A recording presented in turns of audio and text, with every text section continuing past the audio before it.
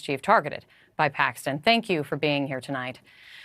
Your story is really remarkable. This trumped-up charge was thrown out, but that's not without doing damage. Why do you think you were targeted?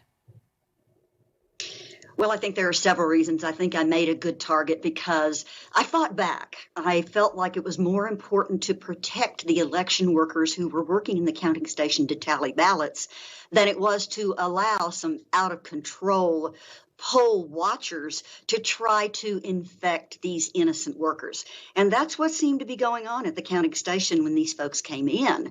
Sadly, they refused to wear masks, and here we were in the middle of a pandemic, stage 5, and they wanted to hover right on top of these workers. So I prevented them from getting that close, and therein was the subject of the dispute. So I entered into a conversation with the Republican Party and its poll watchers, and we agreed that the way we were going to do this was that people would be able to get closer, see whatever they wanted, if they wore masks and observed basic science. And after a few meetings, we solved that problem. And so the workers had access all the time. Unfortunately, though, we ended up with some of our poll watchers who did not go along with that, who refused to wear masks. And ultimately, there was a big kerfuffle in the middle of the counting station because these folks had to be escorted out.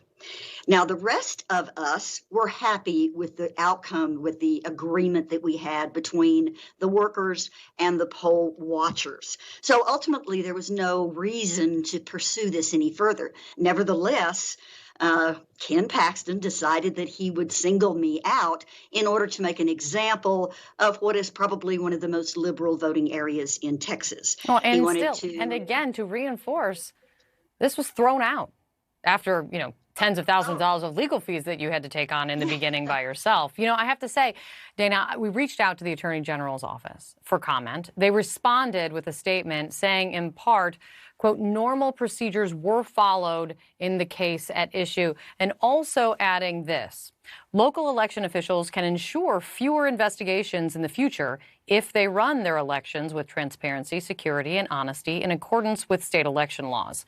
Clearly, they're suggesting you did not do that, though, again, the case was thrown out. What do you say to him? Well, it was first thrown out by the Supreme Court, and then it was thrown out by a grand jury. So he's been twice defeated in his attempt to misportray this as a problem on our part. It was quite the opposite. I was not obstructing poll watchers. They were, in fact, obstructing the work of trying to tally ballots, and that's where the problem arose. It was not fair to allow these workers to come in and try to intimidate workers. And this is what happened. One of the poll watchers, even as she was leaving the polling station that night, stopped by, took her mask off, threw it in the face of the receptionist who was at the exit point, and said, "Here, I've already had COVID, so I'm gifting you with my antibodies." This gets to the bigger issue that I wanted to ask you about. You're retiring in January after 35 years, not related to this, important to say. No. But the Attorney General is a big supporter of Donald Trump and his lies. He's pushed that and made that very clear in terms of pushing election fraud.